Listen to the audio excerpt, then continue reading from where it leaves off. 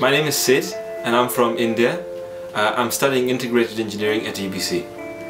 So I'm Shada, I'm from Iran and I'm in Faculty of Engineering right now, first year.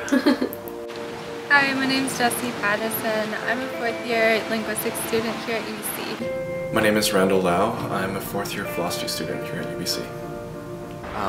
My name is Andrew Godwin. I'm in the Faculty of Arts at UBC. I'm going to be in music performance next year.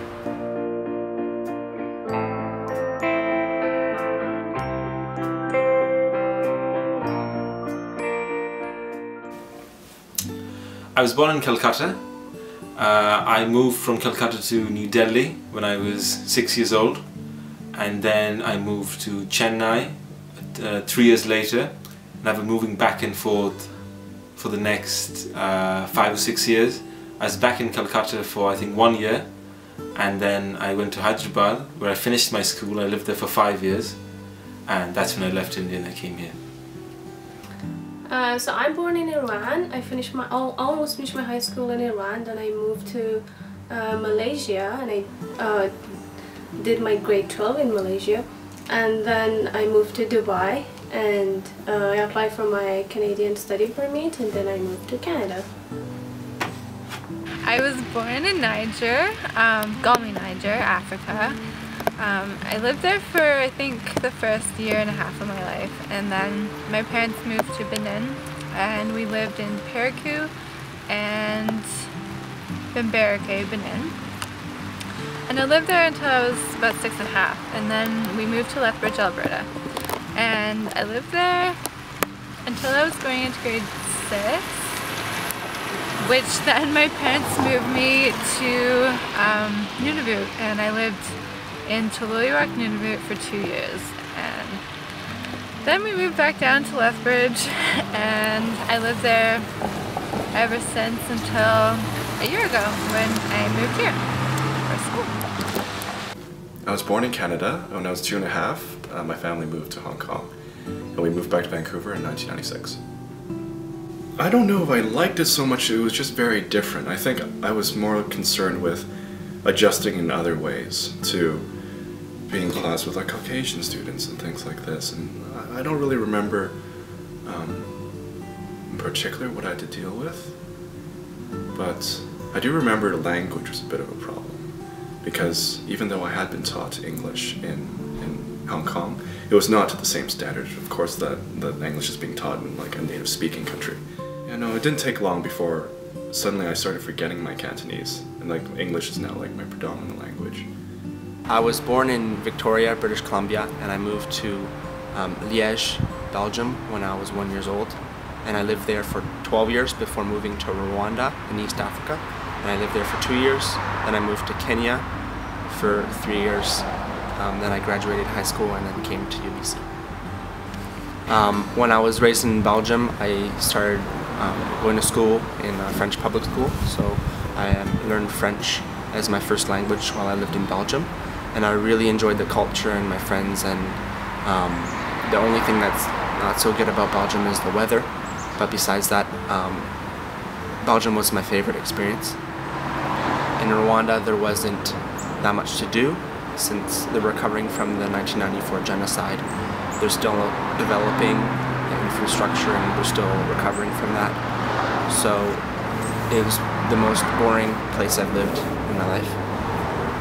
Lived there for 2 years, and I enjoyed the people and I enjoyed my school. I went to American Curriculum International School in Kigali. There was a variety of races. It was very racially diverse. It was an international school, so there's a lot of Kenyans and Koreans, Chinese, Americans, Canadians, some Europeans. When my parents told me that we were going to move to Kenya, I was happy because I knew Kenya had like cooler stuff. I made good friends. Weather was the same as Rwanda, always really sunny or sometimes rainy, and the school was amazing. Lots of ways to get involved in my music and in sports and stuff. Yes, every time I moved, I've always had to find new friends, go to a new school, completely different school, maybe even take different courses. at the new school. So it was a little hard at first, but then I sort of got used to it, and being an introvert, I never really had many friends. I just had the one or two friends, and every time I did move from one place to the other, I sort of lost connection. I never would keep up with them, and even right now I only have, I think, just the one or two friends back in India who I still talk with. I do have my friends back home. I do have friends from Malaysia and Dubai, and I try to keep in touch with them as much as possible, but still it's really time consuming to talk to them like every month and stuff. But I'm constantly making new friends, and I think it's good to have friends from different countries, different cultures. I guess I have a greater appreciation for the different ways people think and behave, I guess. Because I lived in Africa when I was really little, you know, the culture was just part of where I lived. Like, it was just natural, right? But when I got older and when I moved to Nunavut, I was more aware of social problems and just like, I learned what it meant to be a minority. I was pretty much the only white kid, or the oldest white kid in the little hamlet that I lived in. I suppose I do have another name. I was given it by an elder. It's called Anmalok, and it means small round lake. Okay. So as you know, when I moved to Hong Kong, I was only 2.5, so I don't really remember many of the details of that move. But when I moved to Canada again, I was 8 years old, and so then the differences between the two places was much more apparent.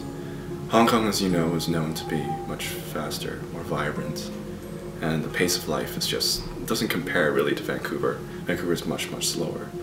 Also, maybe because of that, there's always a sense of competition, especially in the schooling system. Every single term in my school, we would rearrange the desks according to our performance in like academically. So there may be like 30 or 40 kids to a class. So every term we would have our names called out, and we have to rearrange our desks by ourselves and just like move them around, so that the student sitting in the top left-hand corner would be the top student. The student sitting in the bottom right-hand corner is the worst student in the class, and everybody knows this. And it's not as if kids in grade 1 and grade 2 don't care. There's a great deal of shame to like. There's a lot of competitiveness, and so that was the most stark difference when I came to Canada, because to me, grade 3 in Canada was kind of like play school. I have to say I'm really blessed for the life I've been given, and I've really enjoyed living in 4 different countries. It's given me a very wide perspective of the world, even though I haven't been to a lot of other places, that I've been gifted a lot of really cool experiences in all the places I've been, and I'm really grateful for that, and I couldn't really imagine not having experienced that. I'm really happy with this perspective on the world I've gotten, and all the experiences I've had.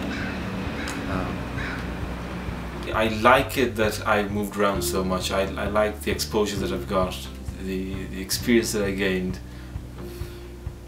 starting from packing and unpacking to getting used to new cultures and new people. I think it's been an advantage for me. Yeah, I think it was a good exposure. Like, I had good experiences from them. It was needed for me to move out of Iran to be a more social person, but then at the same time I don't want to move anymore. I think there's a lot to learn about people, and I think there's always like preconceived notions or like judgments that you make even if you don't even realize it. But yeah, I would say definitely more aware of being conscious about that and trying to understand or respect other people's just traditions. My family members and like my cousins and my extended family and so on, I would say probably the most traditional minded of them in terms of wanting to honor sort of traditional aspects of Chinese culture. So, and I have say more of an interest in like getting in touch with my cultural roots. It's definitely an ambition of mine to move back to Hong Kong at least and live there at least for a time. I might not raise a family there or anything, I'm not so sure, but at least for a while, because to me, I'm not really sure how to explain this really, but it occupies a very important part in my memory and where I think I would be happy. Maybe it's because I lived there during my formative years, I don't know. Yeah, I would like to find a good place and then settle down there for the rest of my life and like have a lot of trips, but then that's it. I think I'd like to move around a bit, definitely, before I settle down. Get a little more, get to go to a few more countries, live in a few more countries, get some more exposure and then settle down. Like, I want to travel everywhere, and I get kind of bored if I live in somewhere, like one place for too long. So yeah, I would say I'm just more, maybe I'm more interested in other cultures, but I want to learn about them. I want to experience what it's like to live over there, or even to just travel. Yeah. I think I'm starting to feel like BC is my home, just because I've lived here for like a full year straight, like even during the summer. Yeah, and I love the whole West Coast area. I've always wanted to live here, so. But I would say Lethbridge, because I lived there almost half my life. So Lethbridge is home. But India, definitely. And it's not just because I've lived there for 18 years. Even if I hadn't, I've still got all my family over there, so it'll still be home. Right. So I consider Iran because I've lived there for 18 years and my family is Iranian, and I sort of have the Iranian character with me, like, and clearly I'm more, it's easier for me to speak English. Most of my friends are Iranian. Yeah. Belgium. Yeah, Liège, Belgium. I miss it on a daily basis. I miss the people, I miss the culture. If I could go anywhere right now, I'd go back there. Now that I'm in Vancouver, I feel like I've settled down already, first semester, and I feel like this is gonna be my new home. I know it doesn't feel like that right at this moment, but I'm here for at least 4 years, and I know that Vancouver will be my new home. Vancouver is my home because everyone I know, everyone I love is here in Canada. Like on my mother's side, for example, we have over like 400 relatives here who moved this sort of gigantic migration from Hong Kong after the changeover, or the handover. We've made a life here, and the lives of my parents and are also entrenched here. A lot of their friends, well, the grand majority of their friends are also Canadian-born, or first or second generation Chinese immigrants. I'm really grateful for my life. Not many people get to experience things I've experienced. All the people in Belgium, the culture, the good food, wherever you go, all the safaris, all the animals you get to see. Even though the African peoples are poor, you see the joy in them, and that really touches you.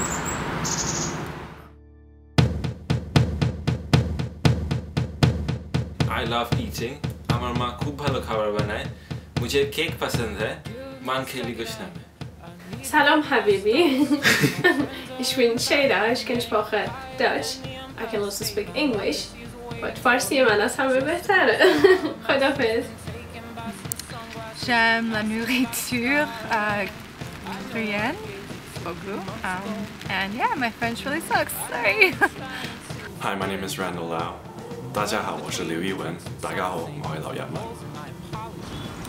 Jambo, Merziri Sana. I speak English as a first language.